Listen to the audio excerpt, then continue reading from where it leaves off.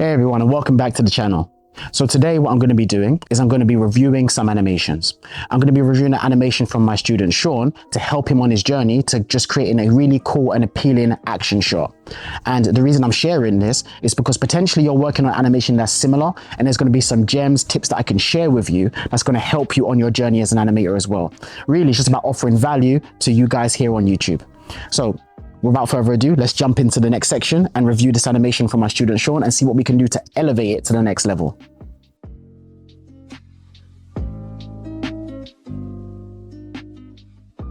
Upon first looking at it, it's actually better than I thought it was, although there is still absolutely room for improvement. So let's talk about exactly how we're going to achieve that. All right, I think you've done a decent job with this animation, because this animation is not an easy one to do. Especially having a character spin with a big old sword, it's not easy mechanics. So I think the thing that is stopping the animation from being the best it can be is I think we're going to want to get straight into the action. And this is something that you're going to come across when you're doing gameplay animation, because this essentially is a gameplay attack, right? So you've got the very first pose, which is fine, and then you've got all this beginning part here where the hip goes back, the knee kind of turns outwards, and then the arm comes forward. So you see, like here, it's just a lot going on, and it's not helping you get to the bottom line. So I would say you could literally go from the first pose to almost blend into this very quickly and go straight into the step. Okay, so let me show you what that looks like. So first, let's play the animation through. Let's just stop it there. Let's press play. You see how that looks? It feels like pretty floaty. Whereas if we just go here now, clip that and just press play. See how we go straight into the action? That already feels better. So that's what I'm going to say. Like, let's cut a few frames in the beginning. Like from the pose, just go straight into this. Yeah. Don't bother bringing those hips back like that. Just go straight into the action. And I want to be clear what I mean. Don't just snap from here to here. Don't do that. What I'm asking you to do is to remove a lot of these irrelevant frames and get straight into the action, because what's happening, he's here and he's going to step forward and then essentially go into the turning. So I think one thing you can do here that's going to help with this is I think you want him to turn more at an angle. And I think in terms of the step, you want to avoid things like this, because you've got some hyperextension happening here with the knee. So I'm feeling a pop here. Avoid that. And then also the hips now, here, they need to be rotated that way. So I'm going to draw that in an easier color to see. That's less distracting. Rotate it that way, rotate the hips. Because when you're going to be turning like this, look, the hips need to lead the action essentially. And right now the hips are feeling a bit disconnected from the leg. So that's one. And then when you plant the foot, I can feel it snapping still. Like I can feel that. So you want to smooth that out. And then even in terms of the knee here, you see the leg is kind of bent inwards like that. What you want is, because this guy's a strong character, you want to have strong stances, poses, and silhouettes. So this angle here you got on the pelvis is good. But drawing the stick figure guys again, you want to have your leg be outwards like that. Yeah. And then you can keep this one exactly as it is. Don't change that. Keep that one the same. And then you got a better stance like that. But notice how your knee currently is going to be right here, where the knee that I'm asking you to have is going to be out here. So I'm essentially saying grab the pole vector and move it outwards, okay? Because that's going to allow for a stronger stance. And then when we get to this part, then you can begin rotating this foot around. So when I'm talking about the foot, I'm talking about this one here, because right now it's moving a little too early. Okay, remember, this is all supposed to be moving as one cohesive unit, and your foot is not going to start turning until the hips are here where they're over this foot. Then the foot is going to begin to turn. So for now, keep that locked in place and start moving the foot here. Move it here. Yeah, start rotating it around here. This pose is cool. Like, I quite like this. But I think in terms of here, this final one, I think you could make him even step a little bit further. So I'm going to draw what that generally would look like. So pelvis here, you're going to leave this leg exactly the same. So you're not changing anything there, leave that alone. But I think with this leg, we can definitely, not a complete straight, but you can stretch it a little bit more, yeah? And then you kind of want to have the foot almost on the side, like this, yeah? That's going to allow you to kind of step into the action more and then roll into that. That's going to be super cool. I know what you're trying to do in terms of the pose here, but one thing you want to do, and this is a general rule of thumb that I learned from a senior animator back at Creative Assembly, is you always want to have your like aggressive characters like this look the way that they're going. So for example, I expect War to be kind of looking this way, yeah, as much as possible. Obviously you're not going to be able to have his eyes completely this way, but always want to have him looking in the direction that he's going to be going and attacking. Because you see, you've kind of got it going on here where he's looking, but then suddenly he's turning backwards. I get what you're trying to do, because you want to like exaggerate the weight of the sword, but don't do it that way. Keep him focused, yeah? Let the body show the weight rather than the face. And then in terms of the sword, what I would like us to focus on as well is the trajectory of the sword. So right now, when I play this, I'm looking at the sword and it's going upwards, bit of a wobble here, yeah? Then it stays up, it stays up, it stays up, and then it goes down and then comes back up. But the reason why the sword doesn't feel like it has the weight is because it's going down and then up too quickly. When you have something that has a lot of weight, you can't just shift it around so quickly, right? If it's gonna go down, it's gonna be down for a little while. If it goes up, it's gonna be up for a little while, all right? So what I mean by that is this, like right now your trajectory is basically like this, right? Where it's kind of like here, and then boom, yeah? Whereas what you really want your trajectory to be more like this. Down, and then up, and then boom, like that, yeah? That's the general trajectory that you want. So let me undo that. You can see here, right now the sword is still up, right? Whereas what I expect to see is honestly, from here downwards, I expect the sword to kind of be, the hilt to be up here. So let's draw this for you. The hilt to kind of be, not exactly like this, but it's just an idea. It's just to show you the idea, okay?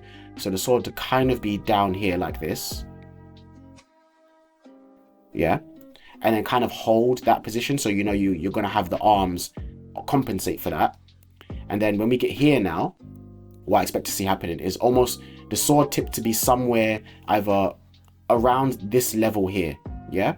Well, right now it's all the way up here. So you can see the difference.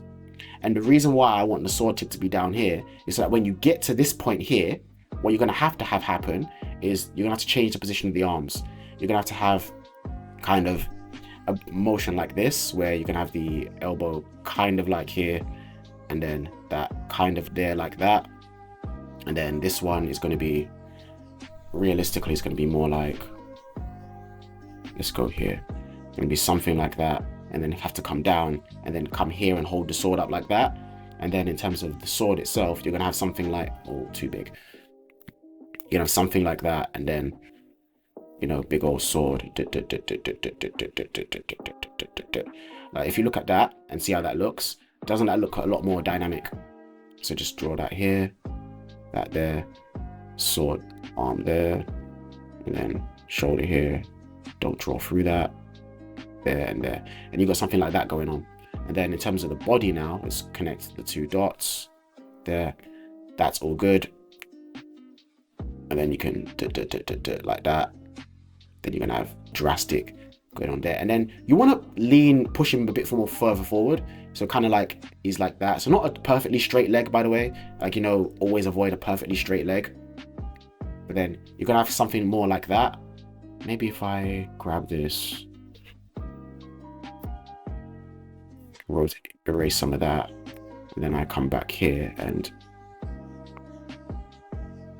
maybe even, yeah, let's do that. Yes, you end up with something like this, and then obviously the head now, you have it like that, and you see already like that's a more dynamic pose. So look at it going from here, just look at the leg position, and then we can draw this here like this. You're going to stay high and up, obviously grabbing the sword there, Go to red. It's gonna do its thing there and kind of just connect and hold with it. And then you're gonna have the sword kind of there doing its thing. I'm not going to be able to see from this angle exactly where the sword is meant to be, but remember, it's meant to be, the tip is meant to be somewhere along that plane there, in line with the hips. So you can see you got kind of got that going on, then you've got that going on, and then you can go into this pose here, which you've got. Don't raise the toes. Don't do that. I get what you're trying to do, but don't raise the toes. Keep them flat, because it's taken away from the believability of the character. Like this isn't working. Keep the foot, you see you've got it flat there. You can rotate the foot outwards, but keep it flat. Please keep it flat. And then you're raising the sword probably a little bit too high because you're stretching this arm here. So really you kind of want to have a pose where it's like here, here, here. So this arm is all good. And then this arm is always going to be like the supporting one. So it's going to be like, first it's going to be higher. And then you can have it kind of like there to there to there, like that. And that's going to allow you to have the sword. Let's go back here actually. So from there to there. Yeah. So then you can have the sword kind of be here, or rather I'd still have it kind of angled down like this. And then obviously you got dot, dot, dot, dot, dot, dot, dot, dot, dot. Get the idea. And then when you go in here is when you're going to have the sword at the highest point. So wrong color, sorry. So this is cool, this is cool, this is cool. I'd have that. And then I'd definitely have this arm here be more in line with this one. So it's kind of like here, like this. And then the sword, have it here, then, you know, big old sword, dot, dot, dot, dot, dot, dot, dot, dot, dot, dot, dot, dot, dot, like that. And here. Extreme bend on the spine, nice line of action here. Foot still facing forward, planted on the floor. Yeah. And then this is fine. Don't bend that front foot so much. And then he's gonna, you're bringing, see, yeah, I know what's happening. You got hyperextended on the leg here. That's a no-no. And then you're bringing the sword down too early as well. Like the sword should still be up here. Like this. Sword should still be up here. Yeah. And then you only start bringing the sword down after he stepped into the action, which you've got here. Yeah. This pose is cool, by the way. Like, I quite like this pose. Like this is nice. I like this. Like this is super cool. Like keep that. Like this is nice. Don't whatever you do, don't change that. Quite like this pose quite a lot. This is cool. You got the head there. So where were we before? Here to here. Yeah. This is where you want to do a bit more like this. Yeah. And then you're going to have the same thing happening. Obviously with this arm, they're going to basically be the same at this point. And then you're going to have here, big old sword, dot, dot, dot, dot, dot, dot, dot, dot. And then when we go here, about here is when you want to bring the sword down. And then you're going to make him lean further forward. So this is probably the one time I would tell you to have it straight. So like your line of action is going to be like this. Your head is going to be somewhere like there. Your foot is going to be like this. Great. Yeah, you can leave that bit alone. In fact, I'm going to redraw the line of action. It's going to end up being something more like that. Head down here. Foot extreme forward like this. And then you can have the wrong color, sorry.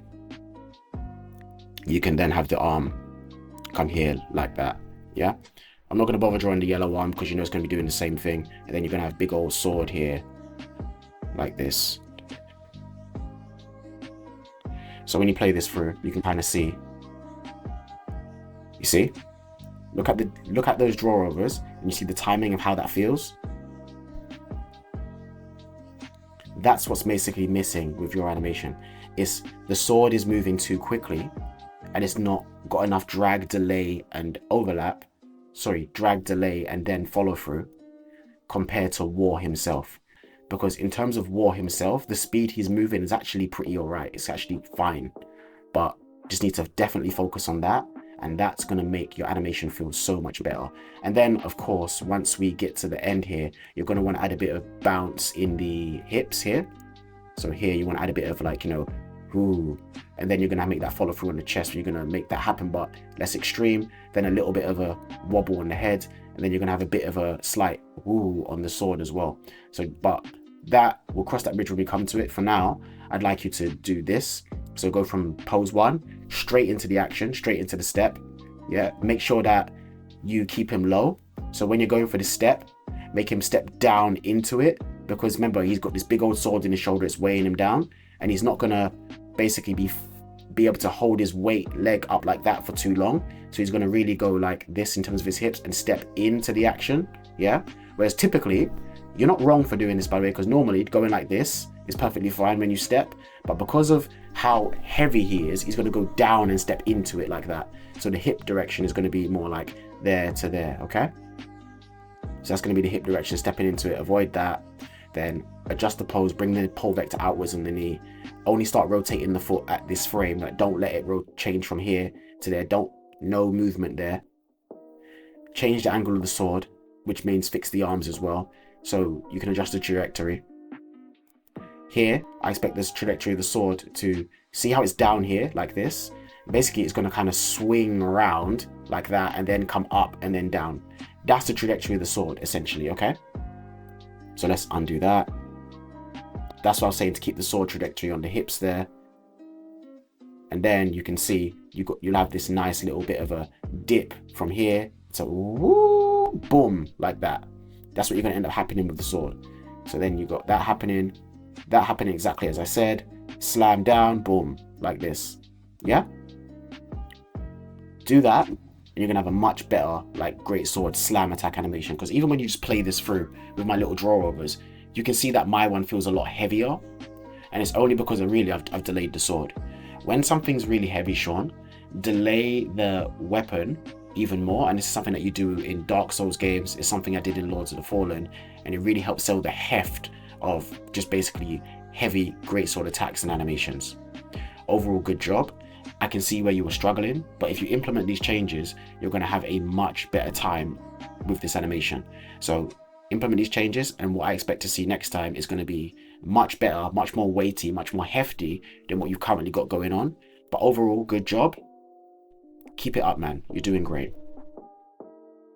All right, guys, and that's going to wrap up today's video. And basically, if you want to know more about what it is that I do, you want to follow me on my socials, then all you need to do is just basically follow those on screen right now. And they're also going to be in the description below. Also, if you want to know more about my services at the Advanced Animation Academy, all you need to do is visit the advancedanimationacademy.com, which should be appearing on screen right now and will also be in the description below too. And for those of you who don't know me, my name is Jerome Rogers Blake. I'm a professional animation coach, consultant, founder and mentor at the Advanced Animation Academy. And I'll have nothing more than helping animators just like you elevate their careers and achieve the success in animation that they're looking for. Either way, subscribe to the channel, like, subscribe, comment, let me know your thoughts, and look forward to seeing you in the next one. So until then,